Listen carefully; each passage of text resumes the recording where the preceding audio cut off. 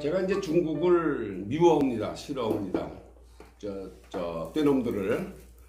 이제 오늘은 호텔에 있는 그 바에 한국인과 걔는 출입금지 이런 그 표를 놨었던 얘기를 제가 이제 하면서 중국 사람 흉을 좀 보겠습니다. 사드 여러분 잘 아시죠? 사드 송주에 있는 고고도 아주 높은 데까지 날라오는 미사일을 쫓아가서 이제 추격하는 시스템입니다. 사드라는 게. 사드는 이제 북한의 핵미사일, 북한이 남한이나 미국으로 핵미사일을 쐈을 때 그거를 추격할 수 있는 시스템입니다.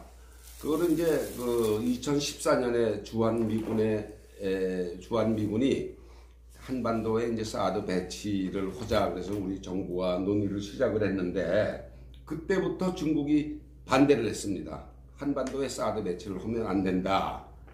그렇게 이제 2년여를 시끌벅적하다가 2016년 지금부터 5년 전에 박근혜 대통령하고 시진핑이가 워싱턴에 같이 방문해서 만났어요.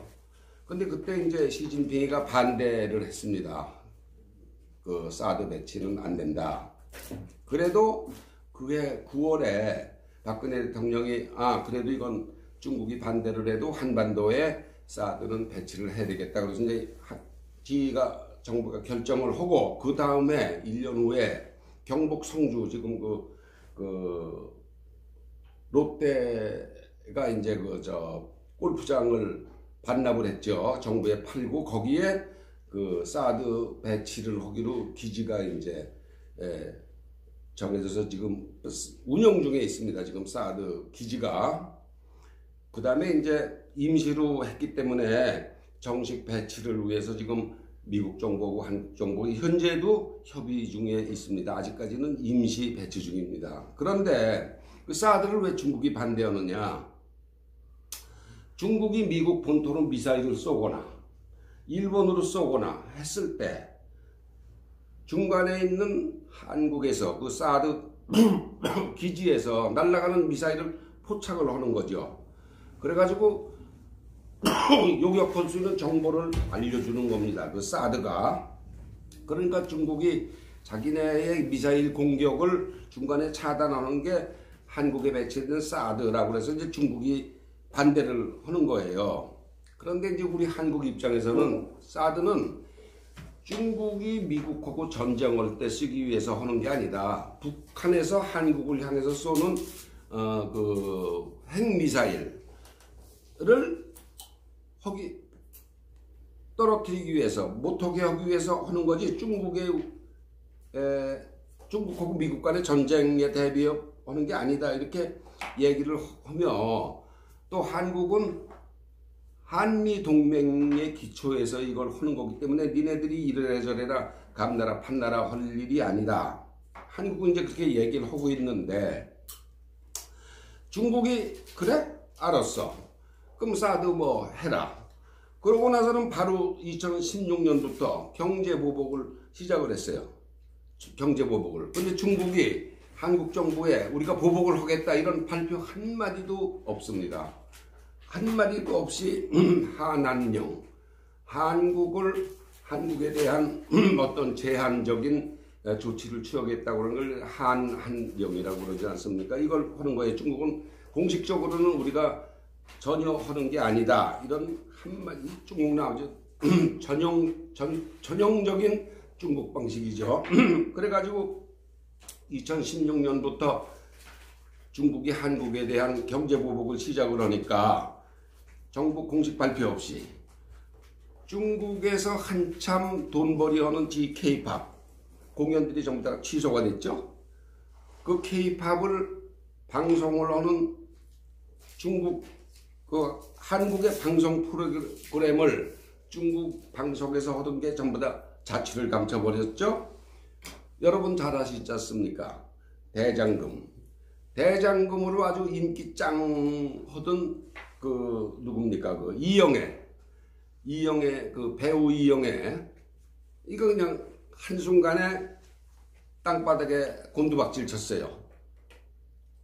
대장금의 인기짱이던 이영애가 뿅 가버린 겁니다. 그냥 한순간에. 그 다음에 연간 수백만 명 몰려오던 중국 관광객이 씨가 말라버렸어요. 그 명동이 그냥 남병동, 남대문시장, 동대문의 그 프라자, 이게 전부 다 그냥 아주 죽을 쓰고 있는 거 아닙니까? 이 중국 놈들이 관광객을 제한을 하니까. 그러다 보니까 면세점에 있던 아르바이트생, 여행사 말단 직원, 부장급들이 그냥 전부 다 모가지가 실업자가 한순간에 된 거죠. 이 중국이 이렇게 그 한국을 이제 말하자면 말려 죽이려고 드는 겁니다.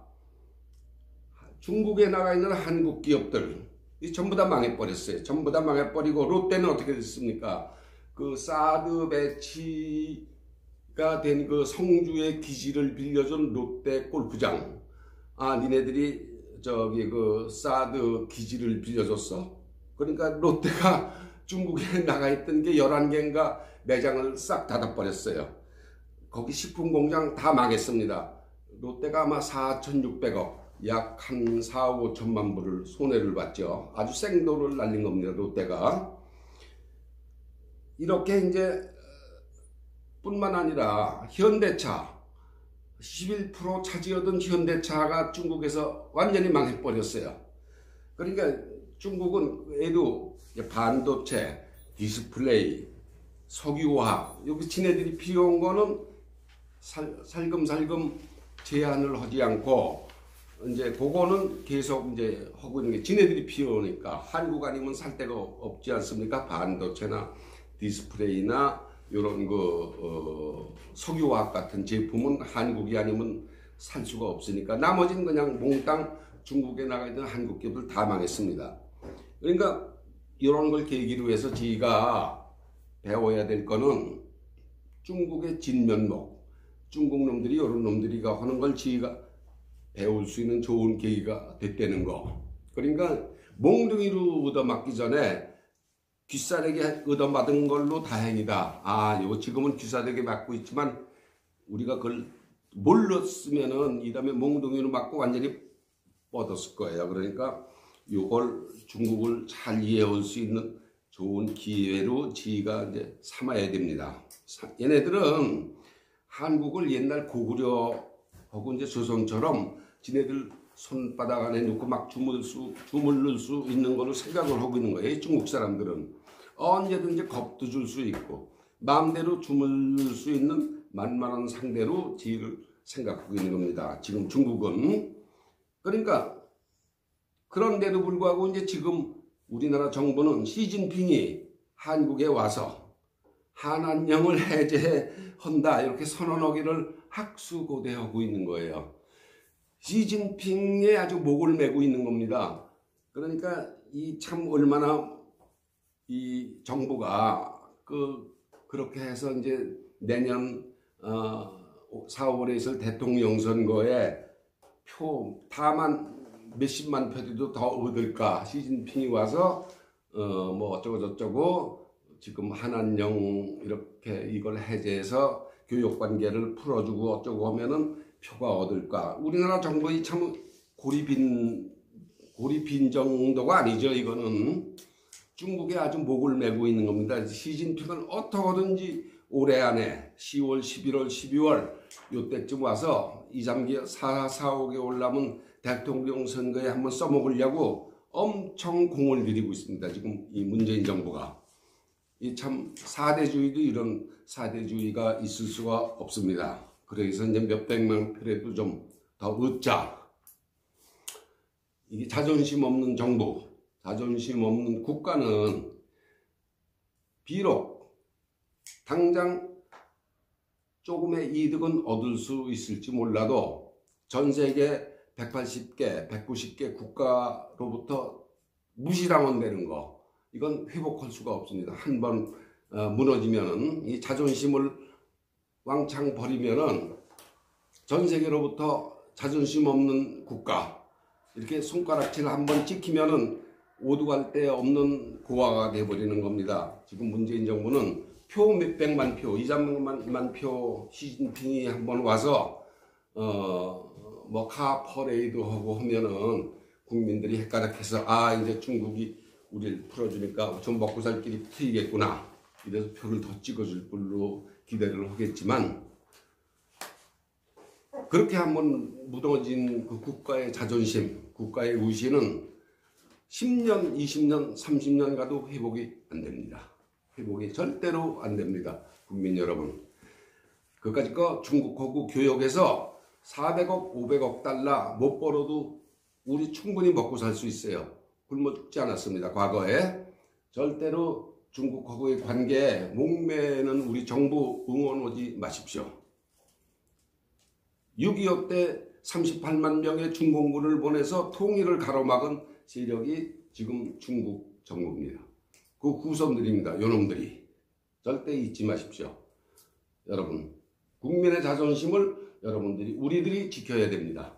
대통령이 안 지키는 거 지들이 나서서 지켜야 됩니다.